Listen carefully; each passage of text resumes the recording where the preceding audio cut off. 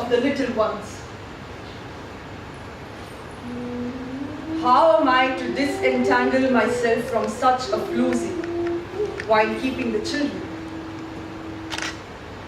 If I had the money to buy her consent, for this debauched woman would do anything for the money. If I could deliver myself of this bitch, I would be so happy. I cannot bear to have this creature around me. But what can I do to get rid of her?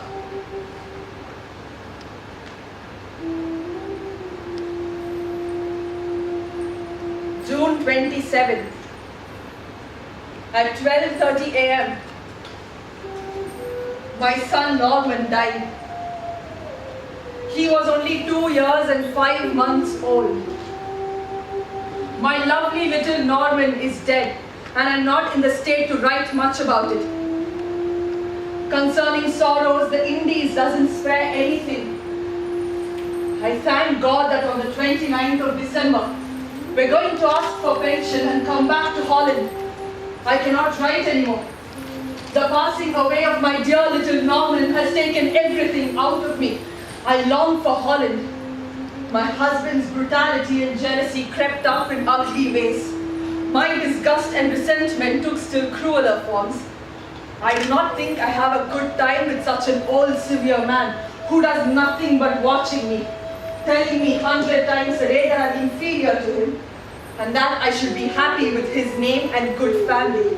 I really have no life. He has all the money in his hand. He pays for the milk and the meat and only gives me what is needed for the market. He doesn't give me clothes because he's afraid I will look too good. This morning, he was looking for a brawl, and last week he hit me with his cat o' nine tails because he thought I had painted myself. It wasn't true.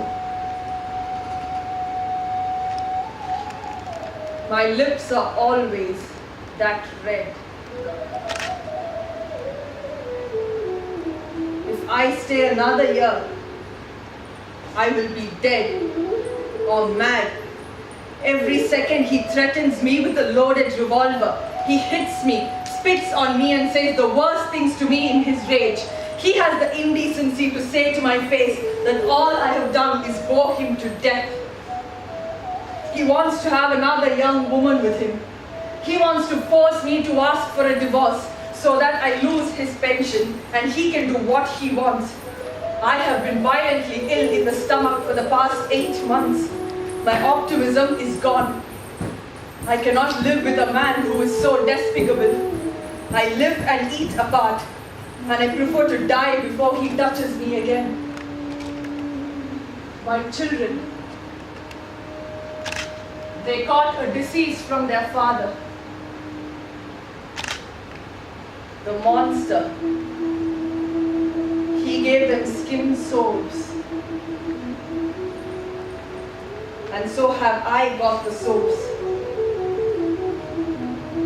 A man with such a ruined body will always make a young woman unhappy. He says he only married me for my nice head. But now that he has seen it enough times, I can bugger off as if I'm a prostitute. He does not find me sexually attractive anymore.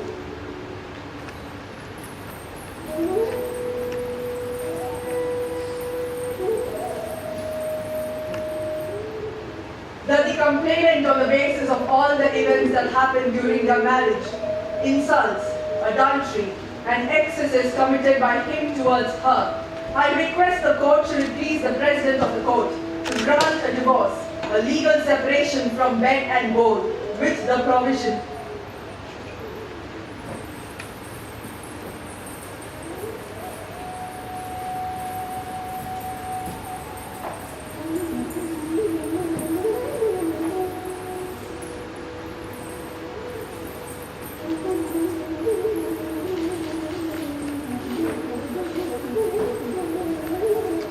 my marriage and motherhood were over. I was no longer mother, daughter, or wife. I tried on new personas as if they were dresses. I hoped to find more flattering ones. I was at heart a shapeshifter who became what those around her wanted her to be.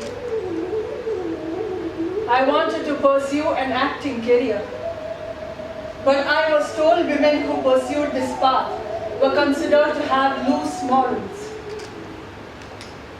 Everything I did reinforced the message that my body, my sexuality, and my sexual favors were my only useful assets.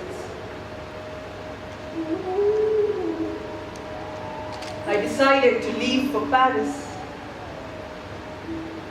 Why Paris? I don't know. I thought all women who ran away from their husbands went to Paris.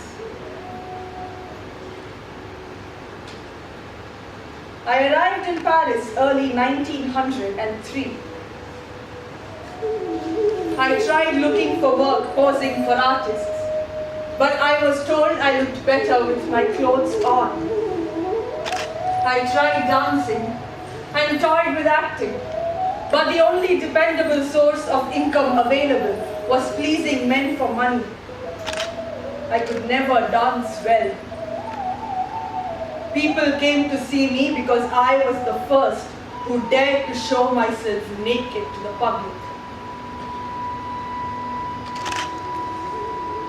My dance was sacred, a form of worship, a fusion between sexuality and religion. The door opens. A tall, dark figure glides in. Her arms are folded upon her breasts beneath a mass of flowers. She stands motionless, her eyes fixed on the statue of Shiva, enshrouded in veils of delicate hues, symbolizing beauty, youth, love, chastity, voluptuousness, passion. I advance towards the god. I appeal to the spirit of evil and an invocation to help me avenge a wrong. More intense, more eager, more feverish, I divest myself of the veils. I unclasp my belt. I fall at the feet of Shiva. I was a sensation. I chose to call myself Mata Hari. It means sunrise, or more literally, the eye of the day. With every veil I threw off, my success grows. Pretending to consider my dance very artistic and full of character, praising my art, they came to see nudity. I act as thousands do. I speculate on sensuality. I move coquettishly and flirt now and again with a full house that comes easily to me. That came always easily to me. The artistic cash to which I connect everything protects me against banality. My dance is a poem in which every movement is a word. Every word is underlined by music. I am the temple in which I dance. One must always translate the three stages corresponding to the divine attributes of Brahma, Vishnu and Shiva: fecundity, destruction, creation. By means of destruction towards creation through incarnation. That is what I am dancing. That is what my dance is about. So feline, extremely feminine, majestically tragic. Mata Hari does not dance only with her feet, her eyes, her arms, her red lips and her mouth. Mata Hari dances with her muscles, with her entire body. The mark of a god cast like a peacock on her head, the kriss between her teeth. She holds in her fist a sword. She penetrates alone into the sanctuary. She implores Subramanya to deliver an unfaithful lover. She cries for vengeance. The weapon trembles as she plunges it at last into the heart of the cursed lover.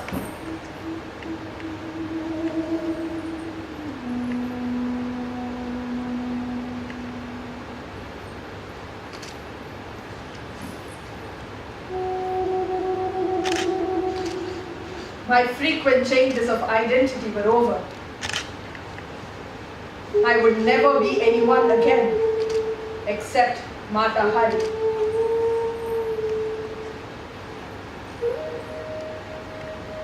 I was born to a temple dancer in India.